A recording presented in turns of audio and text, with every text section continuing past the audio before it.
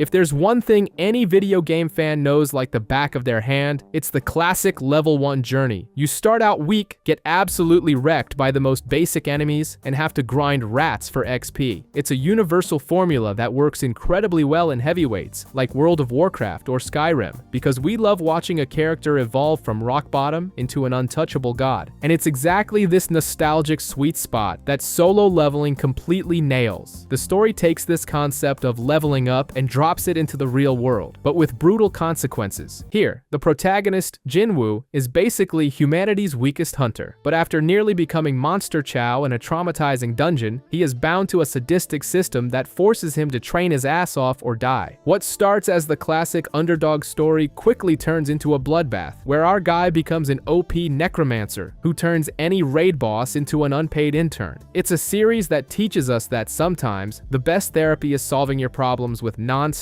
physical violence. 3 years ago, an island is infested with giant red ants, and low-tier hunters are getting their asses kicked until the S-rank show up to take out the trash, while some fancy guy sets the forest on fire from afar. 10 years before that, dimensional gates spewed monsters into the world, and some humans gained magic powers with the most unfair ranking system possible, where if you're born E-rank trash, you're going to die E-rank trash. And that's exactly where our useless protagonist, Sung Jinwoo, comes in. He's humanity's weakest hunter, showing up to a construction site armed with a butter knife. He chats with the healer, Ju-hee, who's already sick of patching up his broken carcass every week. The party enters the dungeon, and while the others kill the werewolf boss, Jinwoo manages the feat of getting his tiny blade shattered by a random goblin, taking a stab to the gut and needing to be saved yet again, while the suits discuss how monster magic crystals serve as government batteries, and a blonde S-rank dropkicks some purse snatchers before doing parkour across buildings to escape her own simps on the street. Jinwoo's party finds a secret passage. With the vote tied, the protagonist plays his entire pity bingo card, remembering his mom in the hospital, his missing dad, and his sister in college, and casts the tie-breaking vote to go deep into the dark hole in pursuit of money. After 40 minutes of walking and promising to buy the healer dinner so she'd stop complaining, they open a massive door and enter a room lit by blue flames, filled with bizarre statues. Ju-hee warns that the colossal monument at the back of the room is staring at them, but before Jinwoo can call her crazy, the door slams shut violently. A random NPC panics and tries to force his way out, but gets brutally sliced into sashimi by a guard statue. While the association chairman delivers an ironically motivational speech asking rookies to embrace the fear of death, Jinwoo's group discovers the reason for the warning the hard way. The protagonist screams for everyone to duck a split second before the god statue fires a deadly laser beam from its eyes, turning most of the red shirts into cosmic dust and leaving Jinwoo hugging the healer on the brink of total annihilation. With everyone paralyzed by fear after watching two useless guys turn into pate, our protagonist notices the party leader lost an arm in the fun and slaps a basic Boy Scout bandage on him. The leader estimates the bizarre statue is A rank or S rank and recalls the macabre rules carved on the wall about worshipping and praising God, which in this case is the giant stone freak staring at you from across the room. Meanwhile, Jinwoo's sister is at school listening to a friend say she'd make an E rank look glamorous, completely clueless that her brother is about to become organic fertilizer. Back in the subterranean hell, some nobody signed to a famous guild thinks his speed buff is a match for the divine laser. He tries to sprint for the door and is instantly vaporized, leaving only his two smoking boots behind like a Looney Tunes cartoon. Jinwoo uses his last functional brain cells and figures out the first rule, ordering everyone to bow down to the statue. The freak cracks a psychopathic smile and starts walking around the room. One idiot tries reciting an alternative Lord's Prayer and gets squashed like a cockroach under the giant's feet. Another moron runs to the wall statues thinking he's safe, but takes a sword swing and is sliced in half with the precision of a sushi chef. Jinwoo realizes that praise means music and yells for everyone to run to the statues holding instruments. After dropping his favorite healer off with a drummer statue, our crippled protagonist is almost trampled, but crawls crying to a singer statue to make the boss finally sit back down on its throne. The catch is, Jinwoo lost a whole leg in the process, and Ju-hee drains her mana trying to close the blood faucet in his thigh. In another part of the city, his sister reads her school grades to their comatose mother, while all hell breaks loose in the dungeon. In the middle of the room, an altar sprouts from the floor. The one-armed leader decides to take the blame for being a terrible guide and steps on it, lighting a flame. Jinwoo and the survivors survivors join the circle, and a ring of blue flames appears as the door opens. The statues start marching toward them like possessed animatronics, but Jinwoo figures out they stop if you look them dead in the eye, in a bizarre game of red light, green light. The problem is, the cowards in the group piss their pants and bolt for the door, leaving the blind spots wide open. Even the family man abandons ship, whimpering. With the healer incapacitated, Jinwoo hands her his magic crystal to buy that dinner later, and tells the leader to get her out of there. The leader karate chops the girl's neck to shut her up and runs off, leaving the protagonist behind. Alone, miserable, and lying in a puddle, Jinwoo tries to play swordsman but gets mutilated by the statues, tossed onto the altar, and bathed in his own blood. Just as the final blade comes down to turn him into ground beef, a screen floats in his face offering him the role of player. With 0.02 seconds left before his heart stops for good, he swallows his pride and accepts.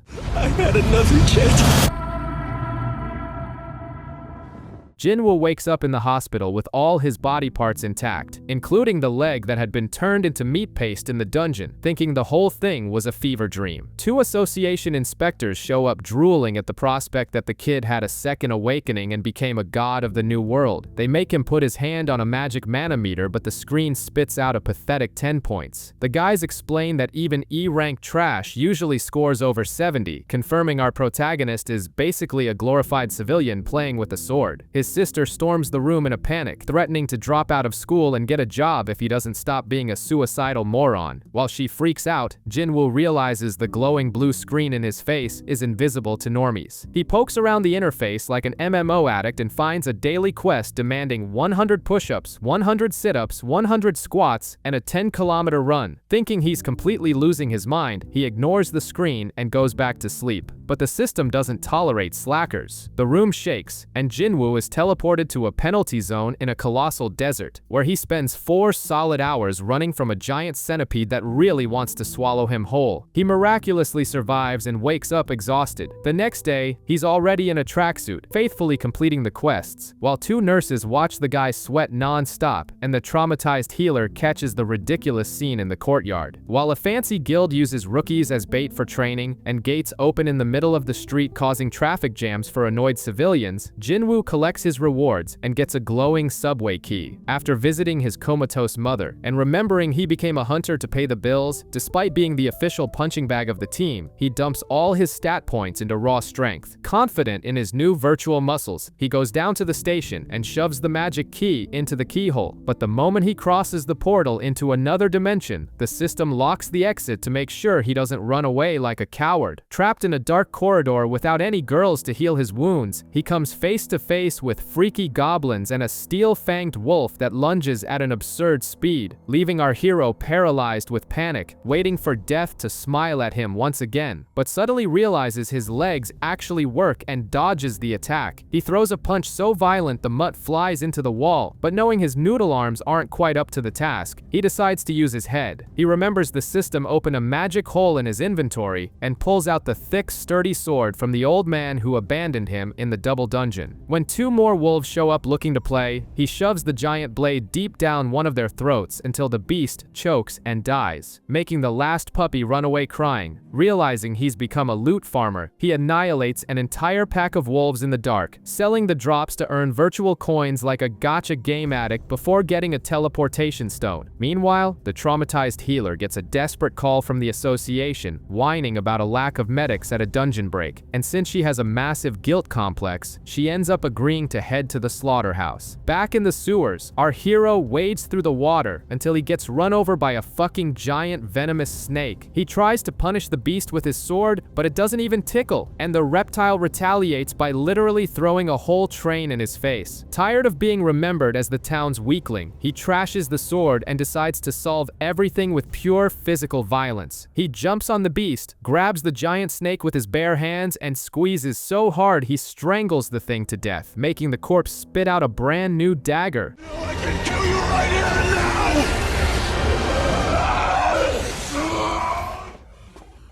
Well, at least I bagged a nice prize. The dungeon vanishes and he's back in the city subway, where a random soldier warns him about the monster breakout outside. Using his sharp new senses, he finds a giant stone golem humiliating a group of incompetent hunters, while the public films the whole thing for TikTok, laughing at their despair. He sees the healer in the middle of the mess, shaking in her boots, so he decides to be a real hero. Since the golem is just D-rank trash, he picks up the broken sword from the ground and chucks it like an Olympic javelin right into the monster's eye. The defense is instantly penetrated, allowing the failed hunters to finish the job. The group's tank stands there drooling at the sword lodged in the stone, not understanding who did it, while our protagonist is already stealthily fading into the alleyway. But not before the healer catches a glimpse and recognizes who threw that vigorous pitch. The hospital nurses can barely hide their drooling when they see our protagonist's new buffed-up physique, having farmed muscles thanks to his abusive training system. A nurse gets so thirsty looking at those abs that she masks her urge to hit that by asking for his phone number like it's discharge paperwork, and the naive guy hands it over without realizing she just wanted a chance to test out his injection. Meanwhile, an S-rank big shot named Beck wastes breath on TV, bragging about being one of the top 7 and recycling his former firefighter routine. The protagonist's sister watches this right before almost being late for school, but when she sees our sleepy-faced hero, she realizes he's grown taller and packed on a serious frame. He ignores her shock and shoves an umbrella at her to play the overprotective brother role. Checking his level 18 status, he dumps his points into strength and agility, but the nerdy moment is crushed by his landlord calling to collect overdue rent. Not wanting to be the neighborhood deadbeat, he refuses an extension and decides to look for raid gigs to line his pockets without drawing attention to his absurd new strength. He pops into a construction site for his daily quest and meets the raid leader, Dong-suk Hwang, who tells his goons to stop laughing at the protagonist's trash reputation. Hwang assures him he's just there to fill space and meet the headcount to enter the C-rank dungeon. Ignoring the suspicious lack of a healer, he signs the contract and soon meets Jinho, a chatty rich kid strutting around in armor that cost more than his house. They enter the dark hole, and our hero senses danger crawling on the ceiling before warning them about a swarm of giant insects. The red shirts clear the area while the rich kid survives purely by the power of the credit card invested in his armor. After walking through empty tunnels, they find the boss room stuffed with valuable mana crystals and a giant spider snoring in the corner. When Jinho demands the protagonist get his share of the loot as per the contract, Hwang forces a fake smile, makes up an excuse about needing to fetch mining gear from outside, and tells them both to wait. Without warning, the scumbags blow up the entrance, trapping the dynamic duo as spider food so they can mine the crystals in peace. The cynical leader even rehearses fake tears for the funeral, proving the real monster in this world is a lack of morals. Meanwhile, in the boss room, the walking ATM suggests running from the angry spider, but Jinwoo flashes that psychopathic smile, pulls out his little knife, and goes after the beast. The problem is, the blade just can't pierce the beast's tough shell no matter how hard he tries to poke a vulnerable spot. Seeing our supposed E-rank's absurd agility, the rich kid almost soils his pants in fear, convinced Jinwoo is one of those maniacs who hides his level just to humiliate and slaughter rookies. And when fatigue sets in and the spider is about to impale our hero, he simply clicks accept on the system's full recovery reward, getting all his stamina back like a dirty video game cheater. Good as new, he leaps up and drives the dagger deep into the spider's eye up to the hilt, letting the paralysis effects drain its life away until it dries up.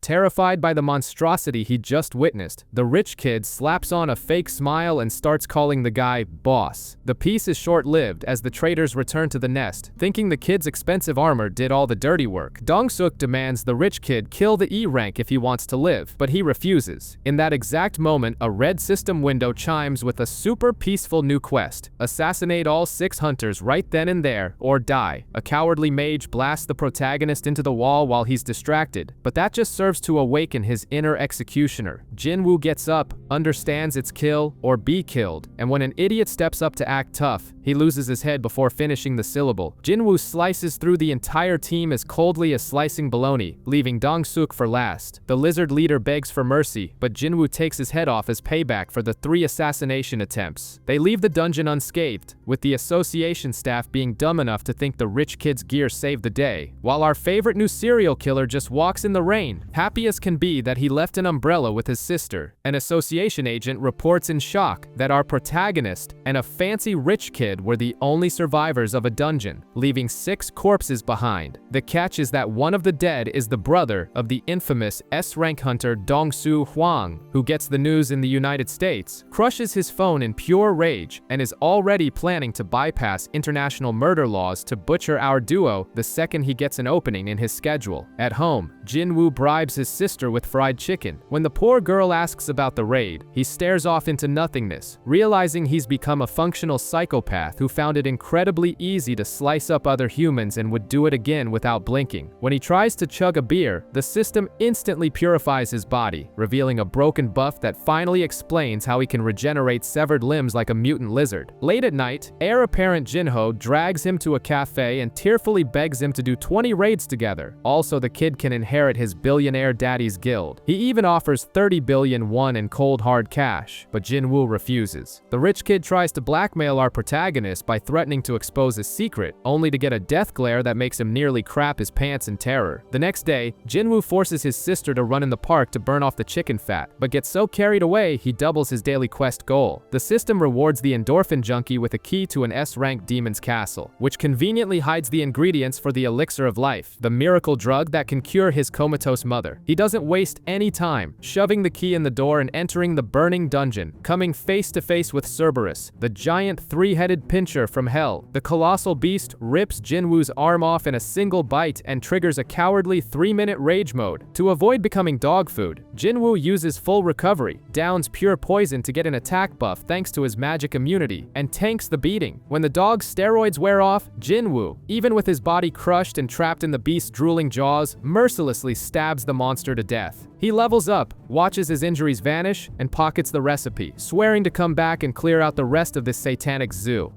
I'll get stronger and come back. Count on it.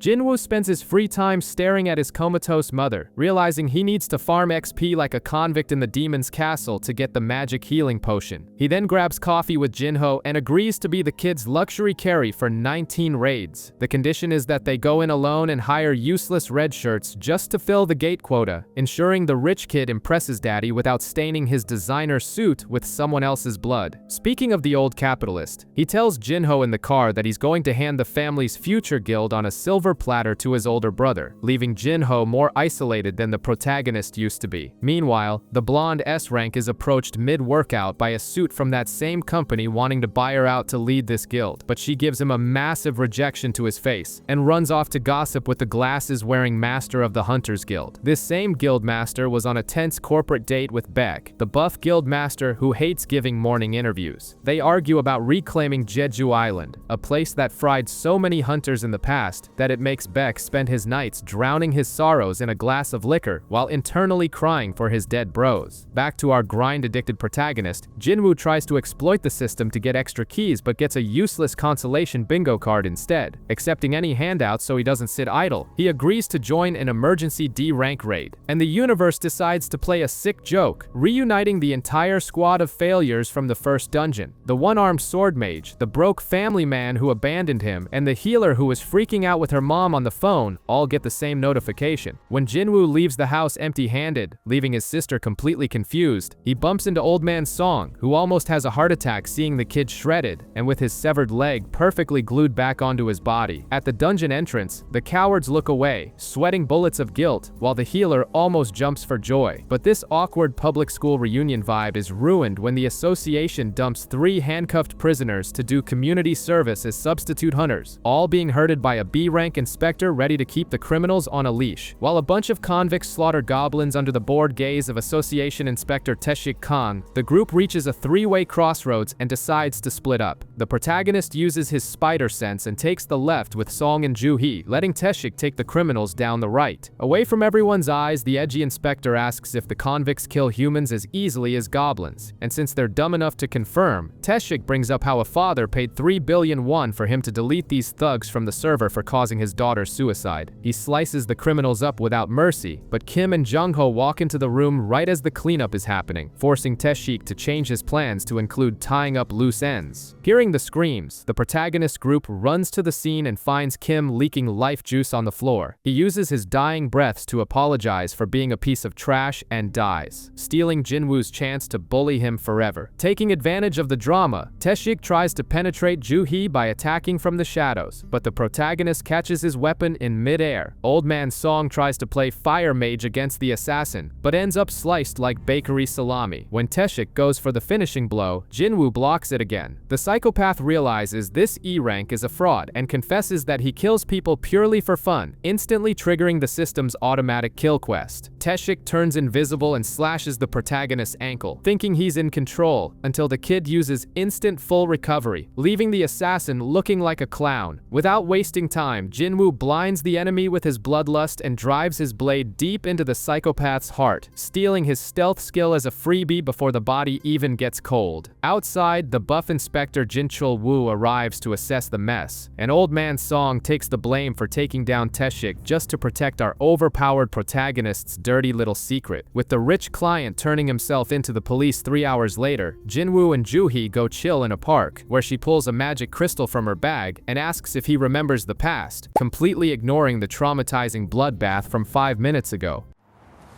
We had a deal. You remember it, right?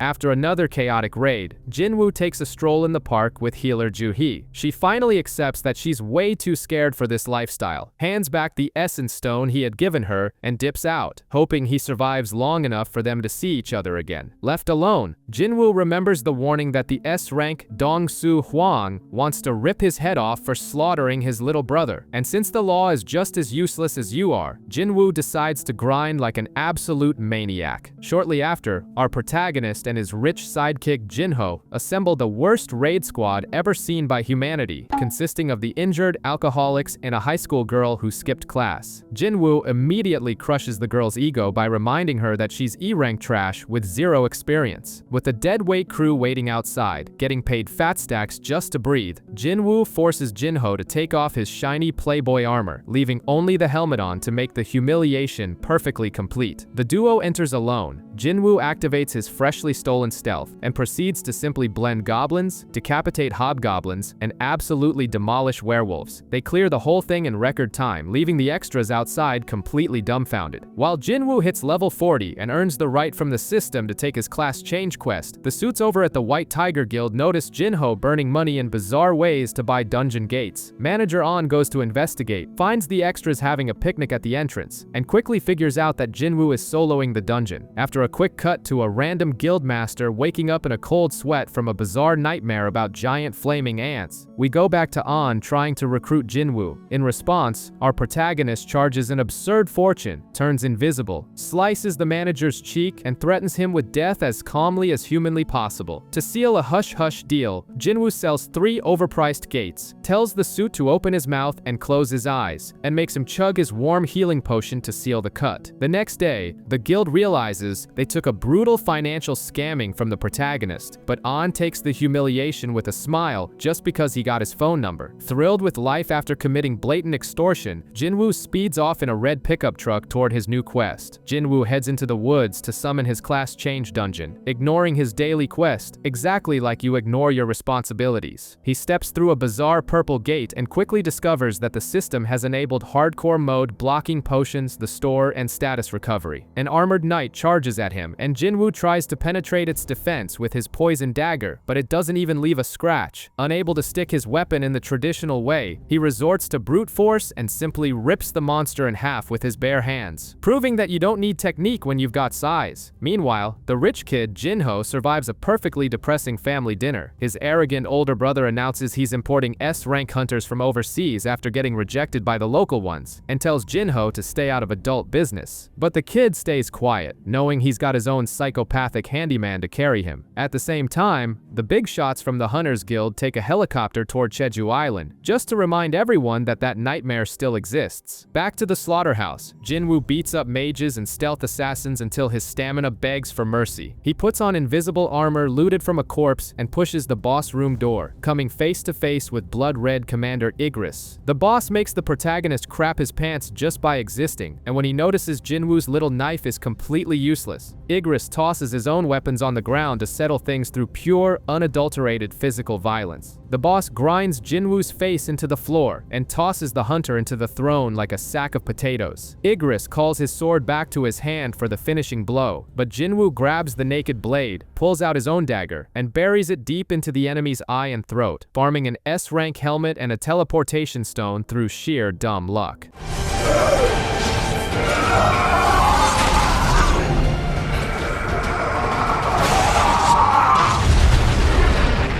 The system warns him that endless waves of monsters are incoming to grant class advancement points. But before the protagonist can use his magic little rock to bail, a random knight smacks his hand and knocks the teleportation stone away, leaving Jinwoo completely surrounded, exhausted, and ready for a massive armored beatdown. Jinwoo is hurled against a pillar and realizes he's become a punching bag for an endless horde of tin can knights, with no mana, no teleportation stone, and sweating harder than you trying to socialize. He takes such a severe beating that he starts hallucinating. His old, useless party members appear in his mind, and even his past loser self pops up to whisper in his ear that he should accept the humiliation and just give up. While the association chairman laments the trauma of Jeju Island in a cozy room, our protagonist gets his face dragged across the dungeon floor. But right as the fatal blow is about to come down and penetrate him deep, the blessed system expires the ignored daily quest and teleports the poor guy straight to the penalty zone. Now he's in a scorching desert surrounded by giant centipedes, but since he's addicted to pain, he decides to turn the bugs into fertilizer to farm some levels, stabbing his blade into them while screaming that suffering only makes him stronger. After exterminating the bugs and healing his bruises, he opens the shop, buys an armor-piercing dagger, and pulls out a telekinesis skill. All of this happens while his little sister wakes up in the middle of the night thinking he hasn't come home because he finally got a girlfriend, an illusion just as absurd as yours of getting rich. Back in the throne room, Jinwoo realizes the knights don't drop XP and shifts his focus to the real targets, throwing his dagger straight into the mages' foreheads. Once the nerds in dresses drop and the giant golem crumbles, the entire horde turns to dust. The system announces the trial is over and drops the necromancer class into his lap. He almost refuses because he wanted to keep stabbing things up close, but the system blackmails him by saying it's a hidden class, instantly upgrading the whole gig to Shadow Monarch. With his new title, he drops the magic word and, on his last attempt, manages to make Igris swallow his pride and resurrect as his newest servant of darkness. While the shadowy army kneels before their goth daddy and the chairman envisions a glowing savior on the horizon, a squad of hunters lands on Jeju Island and discovers that the giant mutant ants have learned to fly, proving that collective doom truly knows no limits. Our exhausted protagonist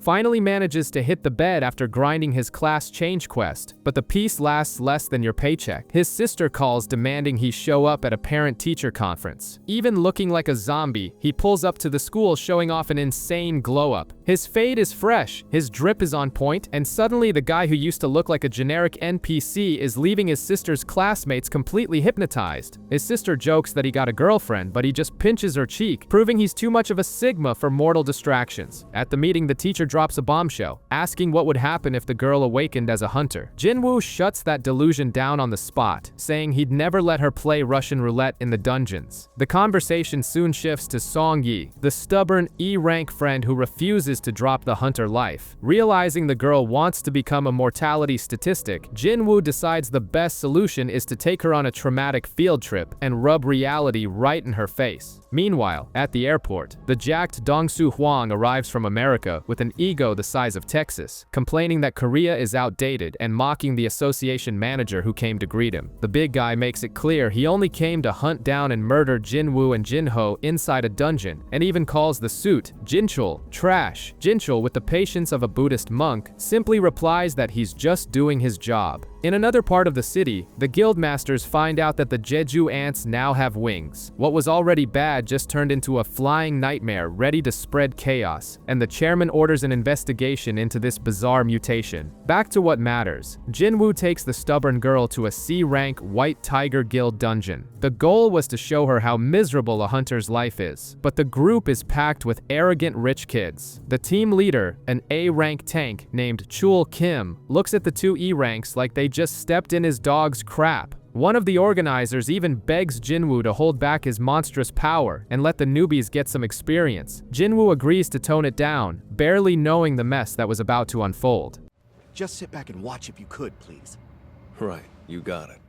As soon as they step in, the scenery shifts to a freezing blizzard. The door vanishes, and they realize they've walked straight into a dreaded red gate. Before anyone can process the panic, an ice arrow pierces a C-rank extra's face, guaranteeing him a closed casket funeral. A second arrow flies right at the schoolgirl, but Jinwoo casually catches the hard, icy shaft barehanded in midair. A B-rank hunter named Heejin is instantly impressed by the protagonist's firm grip. Two sadistic ice elves chuckle from the treetops and vanish into the snow, proving they know how to pick off the weakest links. Playing the cheap dictator, the A-rank decides that carrying deadweight isn't his problem. He hoards all the strong hunters for himself and tells the weak ones, including the schoolgirl and Jinwoo, to go freeze to death in their own corner. Surprisingly, Heejin decides to join the reject squad, clearly smelling that the E-rank is hiding some juicy power, while the arrogant A-rank's group runs into ice bears and tries to show off by slicing one in half. Jinwoo is literally pulling thick fur coats out of thin air to warm up his girls and the rest of the loser squad. They think it's spatial magic, but they're just witnessing the privileges of the system. Next, Jinwoo decimates a pack of bears with his bare hands just to farm that sweet XP. Outside, the entire elite gathers at the red gate. The jacked American is furious because he can't go inside to beat the crap out of Jinwoo, and the guildmaster is despairing, knowing everyone inside is probably turning into popsicles. Inside, Jinwoo puts his shadow slaves to work hunting bears at their home base. But when the giant alpha bear shows up and wrecks Jinwoo's soldiers, he summons his Dark Knight. Igris draws his sword and simply wipes the floor with the beast, slicing through the massive flesh with zero effort. Jinwoo breaks a cold sweat, realizing that if Igris had used that monstrous blade against him earlier, our protagonist would have kicked the bucket a long time ago. Far away, Karma comes to collect with interest. The A-rank super team is getting absolutely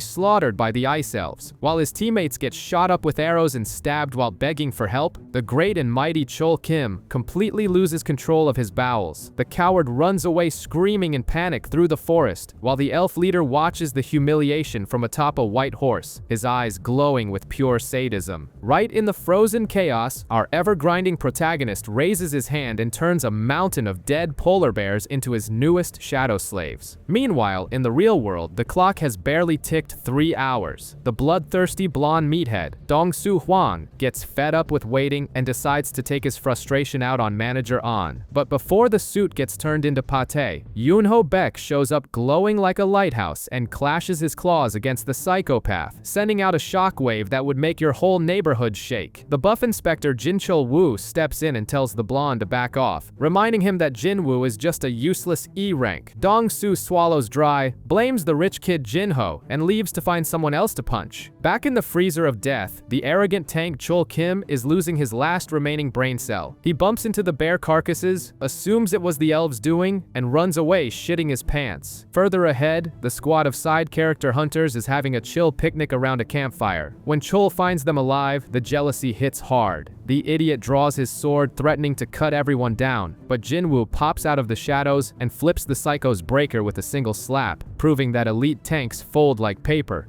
So somebody better talk by the count of 3! 1, 3! 4.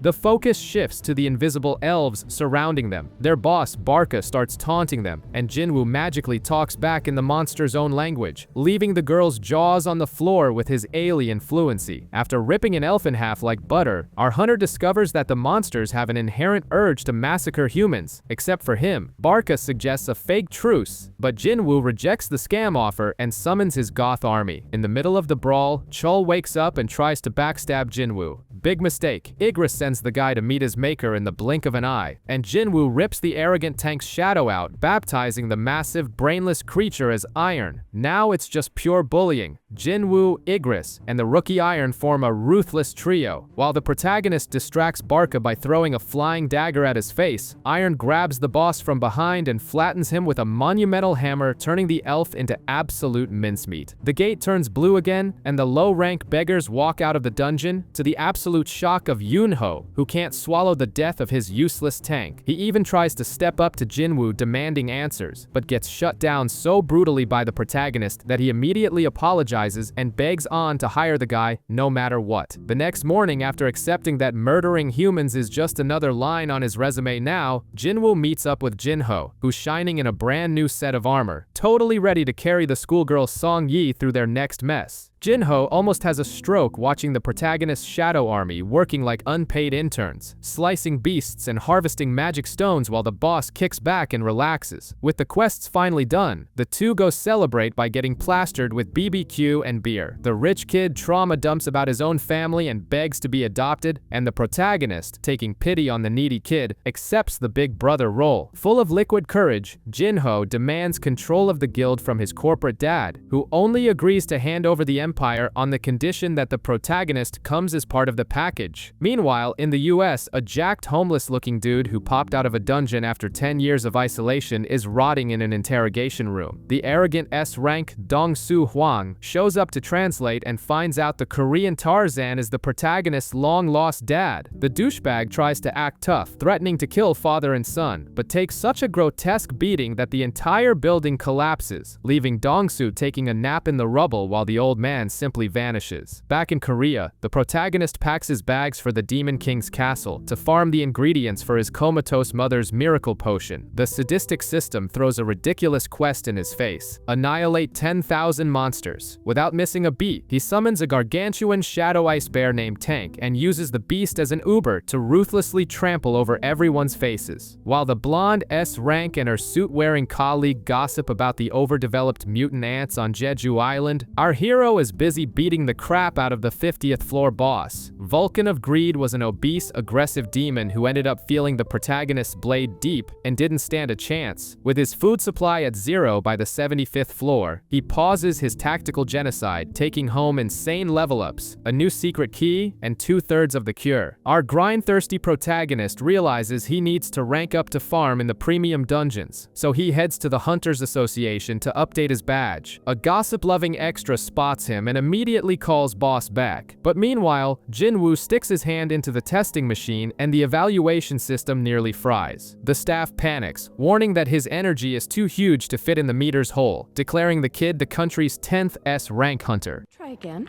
Sure. That is so weird. Yes. He's the 10th person ever in our country to be an S rank. The chatter in the lobby draws in Inspector Wu and Guildmaster Choi, who had been wasting their breath trying to figure out who the mystery intruder from the Red Gate was. When the association announces that the machine couldn't handle the pressure and asks the protagonist to come back in 3 days, Choi tries to swoop in and hit him with a corporate pitch, but Jinwoo leaves the rich guy massively on rid and walks out, right as Beck shows up sweating to try his luck. After paying a little visit to his mom at the hospital, Jinwoo is intercepted by Wu and taken to Chairman Go. The old man offers him a job at the association to keep the top 5 guilds from having an ego collapse, but the protagonist turns down the government job, saying his only desire is to penetrate deep into dungeons and beat up monsters. Meanwhile, the punching bag Dong-Soo wakes up in a hospital bed whining to a suit, swearing that Jinwoo's dad is actually a magical beast. With his pride bruised after the warning to stop messing with other people's families, he decides to go hunt down some overpowered artifacts so he doesn't get his ass kicked again. again. Ignoring the international drama, Jinwoo browses the web for gear and picks up a gig as a freelance miner in an A-rank gate, leaving Go and Woo completely confused as they stalk his resume. Once the blonde Haein and the elite extras finish sweeping the surface monsters, the grunt squad goes in to dig. At the first snack break, Jinwoo simply ditches his pickaxe and sneaks off to the boss's lair like an addict looking for his next fix. He knows he can't kill the creature, but the urge to feel the boss's strength is uncontrollable. However, before he can do anything stupid in the dark, Haein shows up, completely ruining his vibe and asking what the hell a mining grunt is doing down there. She tells him to turn his ass around so he doesn't aggro the monster and get the entire mining crew wiped out. But before leaving, she takes a deep sniff of our protagonist like a customs dog and demands to see his ID, confirming he really is a hunter. The miners gossip that the blonde has a bizarre condition that makes every hunter smell like radioactive garbage, which is why she's always covering her nose. Jinwoo realizes he doesn't leak that dumpster scent because he's the player, sporting a natural fragrance so good it makes Haein call her contacts to run a background check on the guy. When she finds out his file is classified, the blonde sighs, remembering he was the first guy whose scent didn't make her want to throw up.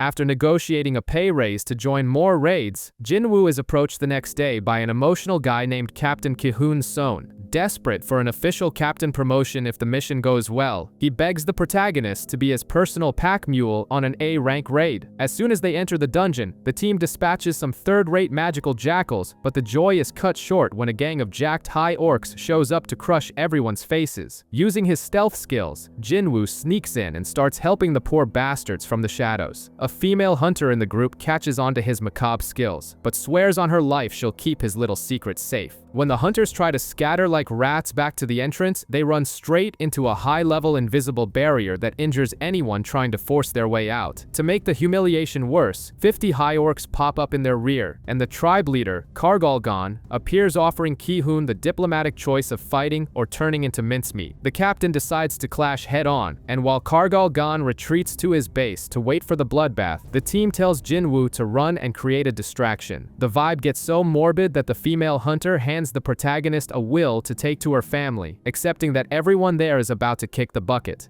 It's not much, but my will is in here. Please take it to my family. I can hold on to it for now, but hopefully it doesn't come to that.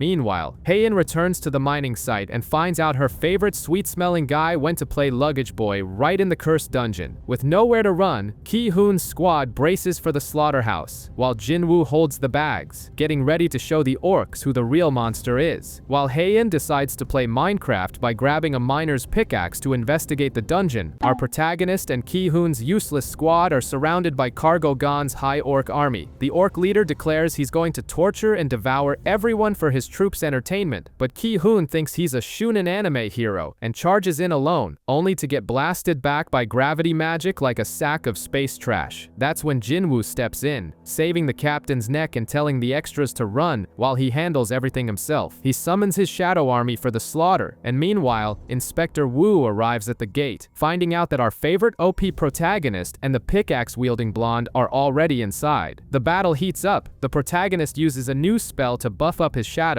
but the Wizard Shrek cosplay hits back hard, repelling Jinwoo and crushing his shadow soldiers, giving Ki-hoon's group time to retreat. Noticing the dungeon's energy is bordering on S rank, Wu panics and asks them to call the Hunter's Guildmaster. Inside, the protagonist chugs a little potion, raises the dead orcs as his new minions, and blatantly warns the orc leader to his face that he'll be the next to kneel. Kargalgon reveals he has strict orders to hunt humans, and sends his goons to obliterate anyone in their path. Ki-hoon's group tries to help, but is humiliatingly blocked by enemy magic. However, when Kargalgon tries to use his dirty tricks directly against Jinwoo, he realizes the guy's plot armor is impenetrable and the magic simply fails. To add insult to injury, Jinwoo summons his own mages, who shatter the orc's shield like cheap glass. Haein and Wu arrive just in time to get front row seats to the massacre, watching Jinwoo and his army absolutely wreck Kargalgon. Wasting no time, he extracts the boss's shadow and turns him into a pet with the ridiculous name of Tusk. After the bloodbath, Wu plays the secret keeper and tells everyone to keep their mouths shut about Jinwoo's godlike abilities. Later, when Choi tries to interrogate Ki-hoon about the kid's real strength, the captain basically rubs it in his face that the protagonist would wipe the floor with him, leaving Choi begging for a meeting. Everything settles down with Jinwoo and Jinho chilling over coffee, while outside, reporters freak out over the awakening of a rich boy named Min Sung Lee who watches everything from inside his car, thinking he's God's gift to the world. Baek and Choi arrive at the Hunters Association, getting swarmed by reporters obsessed with a useless D-list celebrity named Min Sung Lee. When one of the guy's lackeys asks if the guild masters are there to bid on the preppy kid, the two spit at the idea, making it clear they'd rather adopt a blind stray dog. Our protagonist watches the cringe fest from afar and decides to go in for his rank re-evaluation. Inside, Min Sung gives a press conference swearing he's going to fight for the Fiend Guild, just to use it as a 2-year PR project to clear his name from internet scandals, exactly like those influencers you follow. When Jinwoo tries to enter the testing area, an employee tries to block our monster, but President Go shows up to part the bureaucratic seas for him. Min Sung tries to tag along like a needy puppy, but gets completely shut down by Inspector Wu, being humiliated in front of everyone. In the evaluation room, Go asks Jinwoo to let his whole army out and show what he's capable of. When he unleashes his colossal aura, the energy leaks so much that Baek and Choi almost soil their pants outside. Jinwoo grabs his brand new license, ignores both guildmasters like they're beggars at a stoplight, and uses sheer physical strength to plow through the press and escape. His sister nearly has a heart attack seeing on TV that her little brother is now officially the 10th S rank hunter in history. Meanwhile, Jinho's rich dad chews him out for failing to recruit Jinwoo to the family guild, but the kid decides he'd rather be the protagonist's pack mule than take over the empire. At the auction, while hunting for heat resistance artifacts, Jinwoo weeps over the price of a cloak and a ring, proving that even gods suffer from inflation. After leaving his buffed orcs to babysit his sister at home, he hitches a ride with Jinho straight to the tower. Inside the demon castle, he skips to the 76th floor and hands the Orb of Avarice to his orc Tusk, who obliterates a giant demon in the blink of an eye.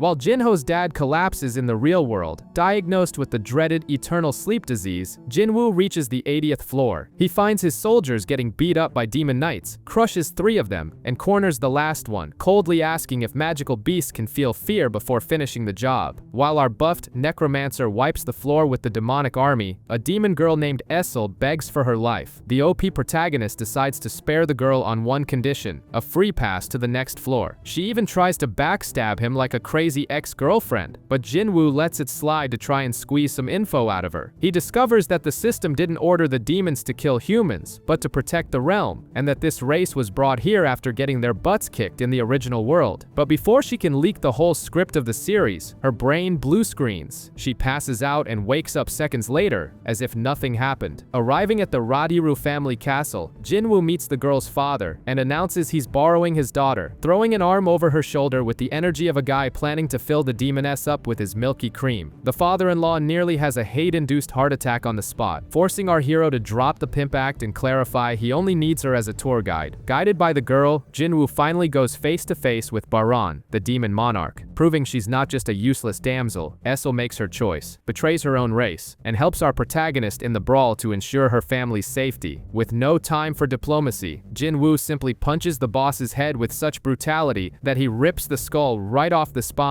turning the monarch into a broken toy. With the throne empty, he declares the Radiru family the new rulers of that dump, leaving Essel smiling in relief. Meanwhile, in the real world, the bug apocalypse starts showing its ugly face. A single flying ant with the strength of an A-rank hunter attacks a smaller island, massacring dozens of civilians until it's finally squashed by a hunter. Realizing that supermarket bug spray isn't going to cut it, South Korea's premium extras decide to swallow their pride and plan a joint operation with Japan's Japan's top hunters. Their only goal: invade Jeju Island and exterminate the Ant Queen before humanity becomes bug food. With the boss finally turned into Monster Pate, our buffed necromancer collects the final ingredient for his miracle juice of life. After mixing the magic potion, he says goodbye to his demon waifu Esil, promising to visit when he has some free time. But the game system quickly ruins the romance by warning that the dungeon will reset to its original state, which basically means the poor girl will suffer forced amnesia and completely forget he exists, exactly like your ex did to you. Meanwhile, the hairy beast Yoonho Baek is getting wasted at a bar with his retired buddy Byung-gu. The two mourn their friend's death on Jeju Island and sweat cold with anxiety over the upcoming raid. Byung-gu bailed early on the hunter life to become a government employee, proving that fighting giant mutant ants is child's play compared to state bureaucracy. Baek comes to the brilliant conclusion that anyone who wakes up with superpowers and decides to make a living getting beat up in a dungeon already has a few screws loose. Cutting back to our edgy protagonist, he finally arrives at the hospital to inject the resurrection juice box into his own mother. Before getting the job done, he has a traumatic flashback, remembering when he was just a useless brat and his mom got a bizarre burn on her neck, protecting him from boiling oil. He pours the magic liquid down the comatose woman's throat and almost panics when minutes pass and nothing happens. But suddenly, she opens her eyes. The monster assassin breaks down crying like a baby while squeezing her hand, and soon after, his little sister spawns out of nowhere to throw herself into their mother's arms, creating an ocean of tears in the room.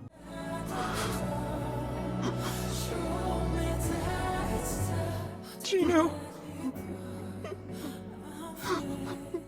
But even with the picture-perfect family reunited, Jinwoo realizes he doesn't quite fit in there anymore. The guy has literally sliced humans to pieces and knows he's crossed the point of no return, turning into a killing machine that would probably traumatize his own mother if she found out what he does in his free time. The soap opera vibe ends fast when 10 S-rank hunters from Japan land in the country for the Jeju raid. President Gun Hee-go tries to recruit Jinwoo for the Suicide Squad, but before the protagonist can give an answer, he senses a brutal energy and decides to snoop around. Following the old suit, he enters a training room and finds the meatheads Yoonho Baek and Dong-wook Ma trading sweaty punches. The testosterone in the air reaches toxic levels when the Japanese hunters decide they want to crush the Koreans right there before the actual mission. They organize a massive 4-on-4 brawl just to measure the size of their swords in front of everyone. Jinwoo conveniently decides to sit on the bench eating popcorn, since on paper he's classified as a fragile mage, letting the brutes kill each other in the arena while he just watches the chaos unfold. But the game gets out of hand when one of the superpowered extras loses his mind, charges like an animal in heat, and almost disfigures poor Hae-in-cha. Luckily, our edgy emo protagonist spawns out of nowhere and cancels the attack, proving he's the alpha male of the room. Feeling his own ego get crushed, the Japanese guildmaster Goto invites Jinwoo for an honest 1v1 in the middle of the mat. The protagonist accepts just to test the foreigner's goods, but the fight heats up to such an absurd level that they both decide to trash the friendly mode and go straight for the kill. Before Jinwoo can turn the Japanese guy into garden fertilizer, the whole S-rank kindergarten steps in to break up the cockfight. Jinwoo returns to his calm psychopathic state and uses the confusion to secretly slip his shadow soldiers into the dark rear of the other hunters, ensuring he'll keep a close eye on them. While humanity measures its strength, the Ant Queen cries her eyes out because her children are having a cannibalistic buffet among themselves just to survive. She realizes she needs a supreme Chad to hunt real food and massacre hunters. Right on cue, the biggest egg in the nest hatches, and out comes the most jacked, steroid-pumped bug monster ever seen. The long-awaited Jeju Island invasion finally rears its head, but Jinwoo calls in sick with a doctor's note and decides to stay home playing house with his mom, who just woke up from her coma. On the bright side, much to the Harry Beck's joy, the retired healer Byung-gu decides to ditch his sedentary lifestyle and tag along for the suicide mission. The fleet of ships approaches the island, but a colossal swarm of flying ants charges in ready to cosplay as kamikazes. Choi has zero patience for the winged pests and obliterates the entire swarm by summoning a terrifyingly OP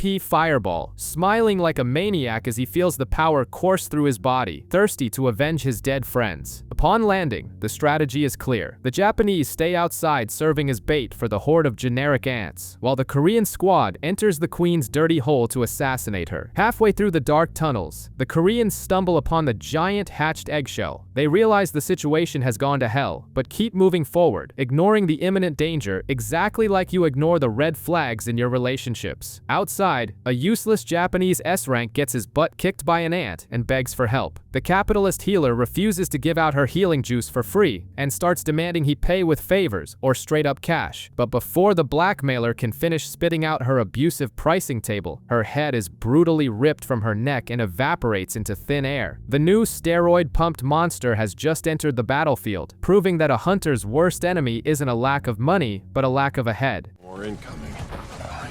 All right, Shimizu. Whatever you want. A bunch of Japanese S-rank hunters are getting slaughtered and folded like cheap plastic bar chairs at the hands of the new Ant King. Even though the crowd insists on calling the bug Black Ant, he's just a roided-up insect handing out one-way tickets to the afterlife. While the Japanese turn into luxury fertilizer, the South Korean hunter team keeps invading the anthill deeper than a health inspector. Thanks to Beck's clairvoyance powers, which let him see things he shouldn't, they come face to face with the Ant Queen. Wasting no time on diplomacy, the team beats the giant monarch down. Beck unleashes his inner beast and transforms into a hairy, muscular creature that would make any furry question their life choices. With the distraction set up, Hunter Cha steps in and finishes off the obese queen with a spectacular display of sword slashes, slicing up royalty like deli turkey. But before the crew can even catch their breath and loot the carcass, the Black Ant lands in the room. Not only did the beast decimate 6 Japanese hunters without breaking a sweat, but it also decides to show who's boss by having a respectable snack.